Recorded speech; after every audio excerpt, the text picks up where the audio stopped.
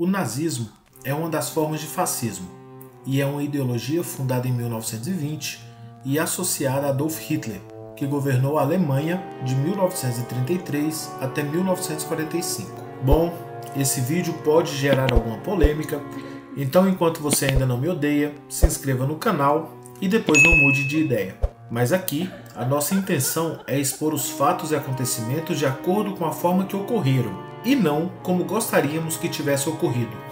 O nazismo surgiu após a Primeira Guerra Mundial, na Alemanha, e era originalmente fruto das ideias de um partido que se denominava Partido dos Trabalhadores Alemães. A Alemanha havia perdido a Primeira Guerra Mundial, apesar de ter as forças armadas mais poderosas do planeta na época, o que era uma coisa que a própria população alemã acreditava. A guerra havia sido longa, foram 4 anos em que mais de 2 milhões de alemães morreram e que a população passou fome e outras privações. Acontece que ao final da guerra, quando o governo da Alemanha se rendeu em 1918, os exércitos alemães haviam derrotado a poderosa Rússia um ano antes e ainda ocupavam territórios na Bélgica e na França, enquanto o território alemão não havia sido tomado pelos inimigos. Então se criou na população alemã e nas próprias forças armadas do país a fantasia de que as forças armadas alemãs haviam sido traídas pelo governo, que elas não tinham sido derrotadas pelos inimigos. E isso, somado ao humilhante tratado que a Alemanha teve que assinar no final da guerra, que a colocava como a única culpada pelo conflito e impunha obrigações de a Alemanha pagar pesadas indenizações para a Inglaterra e para a França, além de ficar proibida de ter força aérea, marinha pesada e um exército grande, gerou no povo alemão muito ódio e ressentimento. Com tanto ódio e ressentimento, surgiram vários partidos políticos que procuravam culpados para a derrota de antes e agora para a crise financeira que o país vivia. O orgulho alemão estava no chão. Foi fácil para alguns alemães direcionar esse ódio para um povo que já era muito mal visto na Europa. De repente, a culpa pela derrota alemã na Primeira Guerra era dos judeus, e uma pessoa soube elevar esse ódio a posições nunca imaginadas. O nome dessa pessoa era Adolf Hitler, um austríaco que havia lutado pela Alemanha na guerra e que era um herói de guerra, além de ser um orador muito eficiente. Hitler não criou o partido nazista, mas quando se filiou, o partido tinha 400 membros, e um ano depois, com os discursos dele, o partido já possuía mais de 20 mil integrantes. Sob o comando de Hitler, as principais bases do partido foram estabelecidas. Haviam várias ideias no aglomerado de pessoas que compunham o partido nazista, mas as principais eram Estado com poder absoluto, fim da liberdade de expressão, eugenia e nacionalismo. Para angariar mais adeptos, Hitler mudou o nome do partido, que deixou de ser Partido dos Trabalhadores Alemães para se tornar Partido Nacional Socialista dos Trabalhadores Alemães. O novo nome do partido, em alemão, dá origem ao termo nazi, que é o acrônimo do novo nome, que eu nem vou tentar pronunciar. Existe consenso entre os historiadores e especialistas que, apesar de utilizar o termo socialista no nome, o partido nazista era um partido de extrema direita. A mera utilização de uma palavra não define a ideologia. Um exemplo disso é que a Coreia do Norte, na verdade, se chama República Democrática da Coreia, e nem por isso alguém pensa que lá é uma república e nem tampouco é democrática.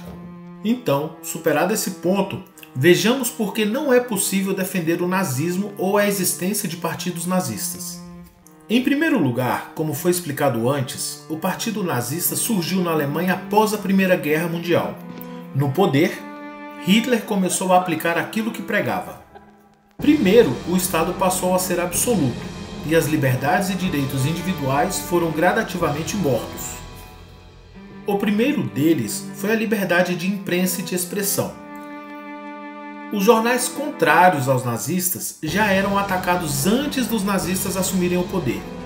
Mas depois, com o poder do Estado, aí sim esses jornais deixaram de existir. As sedes e as redações desses jornais eram invadidas, as máquinas eram destruídas, os jornalistas espancados, presos ou mortos. quando não eram espancados, presos e mortos. Assim, os nazistas que utilizaram a liberdade de expressão para crescerem impediram imediatamente que outros que pensassem diferente a utilizassem. Ah, agora eu entendi! Agora todas as peças se encaixaram! Agora eu saquei! Com o fim das liberdades, apenas as versões dos nazistas chegavam ao conhecimento do público. Assim, criou-se um estado policial e absoluto, com poderes para fazer o que quisesse com quem quisesse. Com o poder de fazer o que quisessem com quem quisessem, os eleitos como culpados pela derrota alemã, ou seja, os judeus, passaram a ser perseguidos, perderam as casas, os empregos, os patrimônios e, por fim, as vidas. Primeiro, foram mortos de fome em áreas de cidades de onde não podiam sair, os chamados guetos. Depois foram fuzilados e, no final, morreram nas câmaras de gás, onde foram executados aos milhões em ritmo industrial. Com o controle do país e da população, e com os inimigos internos, os judeus, ciganos e oposição em geral, mortos ou presos, os nazistas puderam dirigir o seu ódio e suas crenças aos inimigos externos. E com a desculpa do nacionalismo, começaram a invadir outros países, o que levou a uma série de eventos sucessivos que colocaram o mundo todo em guerra, chegando até mesmo ao Brasil, onde o Brasil perdeu mais de 400 militares na Itália em guerra direta contra as forças alemãs, além de 1.400 marinheiros da Marinha Mercante também serem mortos ou desaparecerem sob ataque de submarinos alemães e italianos. Estima-se que só na guerra direta contra os nazistas, as baixas entre alemães e os países contra os quais lutaram, as mortes podem ter chegado a números que variam de 20 a 50 milhões, a depender das fontes.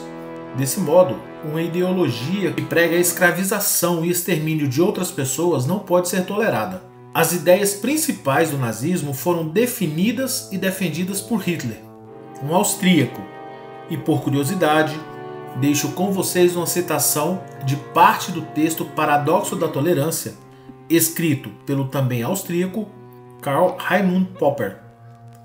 E na descrição do vídeo ficará disponível a íntegra do referido texto.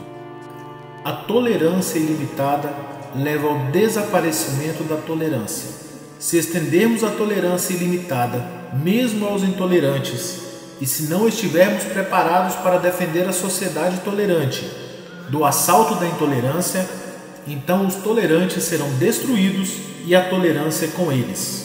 Devemos então nos reservar, em nome da tolerância, o direito de não tolerar o intolerante.